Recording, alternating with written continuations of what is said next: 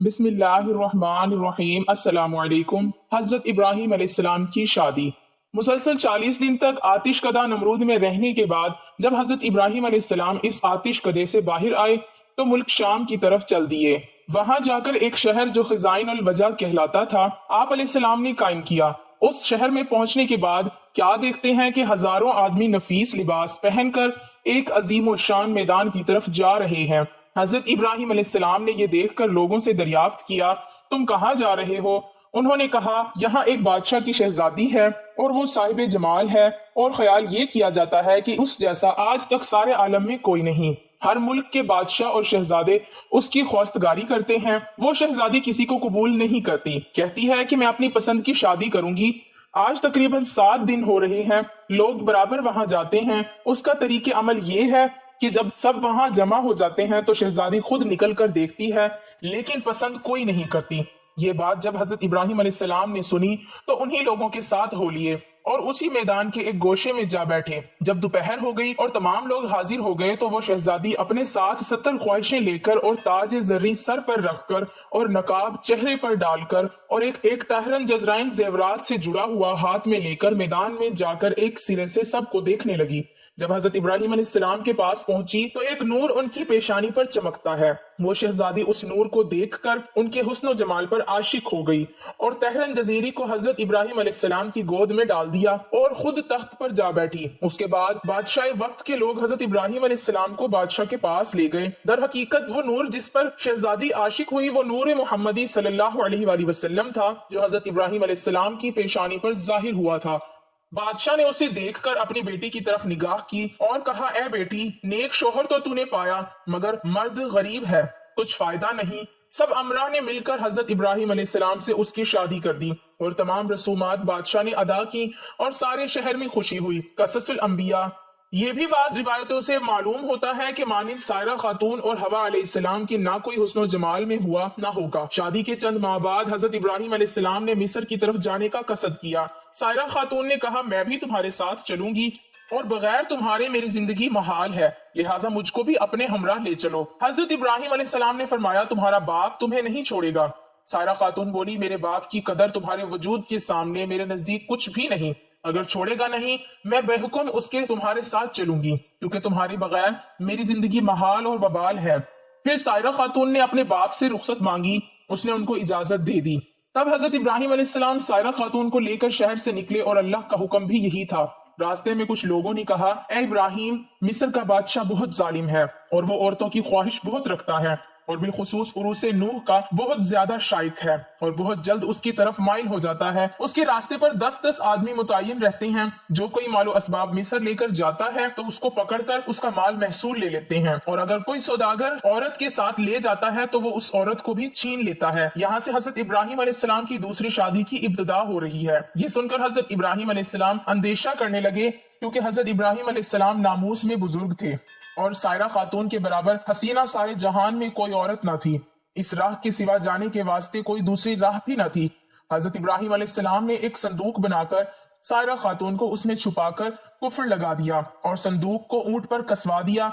जब शहर में जा पहुंचे तो महसूल वाले आकर संदूक खोलने लगे ताकि उसकी जिन्स देखकर उसके मवाकिफ उसका महसूल लें, पर हजरत इब्राहिम अलैहिस्सलाम ने फरमाया, संदूक मत खोलो, उसका महसूल जो होगा वो मैं दूंगा। अगर तुम ये चाहो तो संदूक के वजन के बराबर सोना चांदी भी ले लो तो भी तुमको दे दी जाएगी। ये सुनकर वो और भी ज्यादा इश्तियाक हुआ कि नामालूम इसमें क्या चीज है, जरूर खोलना चाहिए। चुनाचा उन्होंने बिला इसरार उस संदूक को खोला तो देखते हैं कि एक औरत साहिब जमालो हुस्न उसमें बैठी है, जिसका सानिया घर तलाश भी किया जाए तो मिलना नामुमकिन है। जब महसूल वाले हजरत इब्राहिम अलैहिस्सलाम और सायरा खातून को बादशाह के नजदीक लेकर गए तो बादशाह मलऊन ने पूछा, ये औरत तुम्हारी है? हजरत इब्राहिम अलैहिस्सलाम ने बादशाह को जवाब दिया जो इस्लामी जवाब था। आप अलैहिस्सलाम ने फरमाया, ये मेरी बहन है। बीवी को बहन कहना साबका शरीयत में दुरुस्त था। ये जवाब सुनकर उस मालून ने कहा, तुम मुझे अपनी बहन को दे दो। तब हजरत इब्राहिम अलैहिस्सलाम ने फरमाया, वो अपनी जात की मालिक है। सायरा खातून ने कहा, पनाह मांगती हूँ मैं अल्लाह से। वो मलून ये सुनकर हंसा और हुक्म दिया कि इसको हमाम में ले जाओ, नहला धुलाकर लिबासे फाखरा पहनाकर खुशबू से मुअत्तिर करके मेरे पास लाओ। ملعون کے حکم پر ایسا ہی کیا گیا۔ اللہ نے حضرت جبرائیل علیہ السلام کو بھیجا کہ پردہ حضرت ابراہیم علیہ السلام کی آنکھوں سے اٹھا دے تاکہ حضرت ابراہیم علیہ السلام وہ تمام گفتگو جو ملعون حضرت سائرہ خاتون کے ساتھ کرے سن سکیں اور ان کے تمام حالات آنکھوں سے دیکھ سکیں۔ جب جمال مبارک حضرت سائرہ خاتون کا اس ملعون نے دیکھا تو فوراً اس نے دست درازی کا قصد کیا، اسی وقت اس کا ہاتھ شل اور خشک ہو گیا۔ پھر اس نے چاہا کہ بے ادبی کرے، تب اللہ کے حکم سے اپنے زانوں تک زمین میں دھس گیا۔ جب اس کا کوئی بس نہ چل سکا تو کہنے لگا یہ عورت تو جادوگر ہے۔ حضرت سائرہ خاتون نے اس ملعون سے کہا اے بدبخت، میں جادوگر نہیں ہوں، لیکن خاوند میرا خداوند قدوس کا دوست ہے جو سب کی نگہبانی کرنے والا ہے اور اللہ کی درگاہ میں دعا کرتا ہے تاکہ تو مجھے بے عزت نہ کر سکے۔ یہ سن کر اس نے توبہ کی، فی الفور ہاتھ اس کا درست ہو گیا، زمین نے بھی اس کو چھوڑ دیا۔ پھر جب دوسری مرتبہ سائرہ خاتون کی طرف نگاہ بد سے دیکھا تو اسی وقت اندھا ہو گیا۔ تب اس ملعون نے کہا اے بی بی معصوم، میرے حال پر دعا کرو اور میں اس کام سے ہمیشہ کے لیے توبہ کرتا ہوں۔ جب سائرہ خاتون نے دعا کی تو اللہ کے حکم سے اس کی آنکھیں اچھی ہو گئیں۔ پھر جب حالات ٹھیک ہو گئے تو غلبہ شیطانی سے عہد شکنی کرنا چاہی کہ حضرت سائرہ خاتون پر دست دراز ہو، تو اس وقت تمام بدن اس کا خشک اور شل ہو گیا، پھر آنکھیں جاتی رہیں۔ پھر کہنے لگا اے بی بی پاک دامن، میرے واسطے اپنے خدا سے دعا کیجئے۔